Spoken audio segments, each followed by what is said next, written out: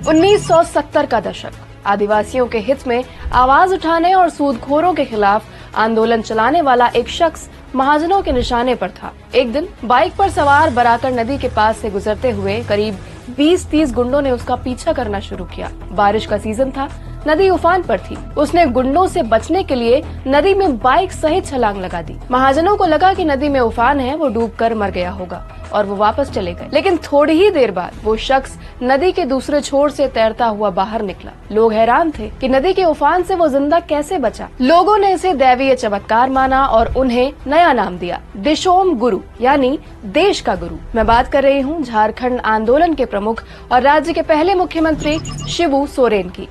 नमस्कार, मैं कृष्णा शुक्ला। झारखंड की शख्सियतें सीरीज के पहले एपिसोड में शिबू सोरेन के संघर्ष और उनके जीवन की कहानी।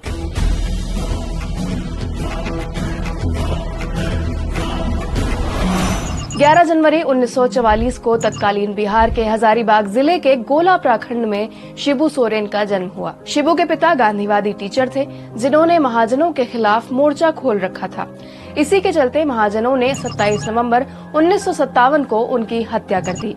उस वक्त शिबू सिर्फ 13 साल के थे। ये वो दौर था जब गोला प्रखंड और इसके आसपास के क्षेत्रों में सूदखोरों का दबदबा था। सूदखोर ग्रामीणों को कर्ज देकर उनसे 500% तक सूद वसूलते थे। पिता की हत्या के बाद शिबू का मन पढ़ाई से उठ चुका था। वो समझ चुके थे कि उनके लिए पढ़ाई से ज्यादा जरूरी है महाजनों के खिलाफ आदिवासी समाज को एकजुट करना। उन्होंने सूदखोरों के खिलाफ काम करना शुरू किया। गोला प्रखंड के निवासी एक शख्स को महाजन के लोग जमीन हड़पने के लिए तंग कर रहे थे। शिबू ने गुंडों को धमकी देकर भगा दिया।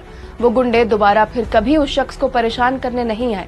इस घटना से शिबू का मनोबल बढ़ा और लोगों को लगने लगा कि नई उम्र का ये लड़का उन्हें सूदखोरों से मुक्ति दिला सकता है। सूदखोर शराब के बदले आदिवासियों की जमीन हड़प रहे थे।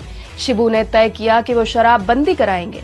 उसकी शुरुआत उन्होंने अपने ही घर से की। एक बार उन्होंने अपने चाचा को शराब पीने से रोका, लेकिन जब वो नहीं माने तो शिबू ने उनकी पिटाई कर दी। गांव के और भी लड़कों ने शराबबंदी में शिबू का साथ दिया। धीरे धीरे शिबू का प्रभाव बढ़ता गया। गांव वालों के कहने पर शिबू ने बरलंगा पंचायत के मुखिया के चुनाव के लिए पर्चा भरा। कहा जाता है कि अफसरों की मिलीभगत से वो चुनाव हार गए।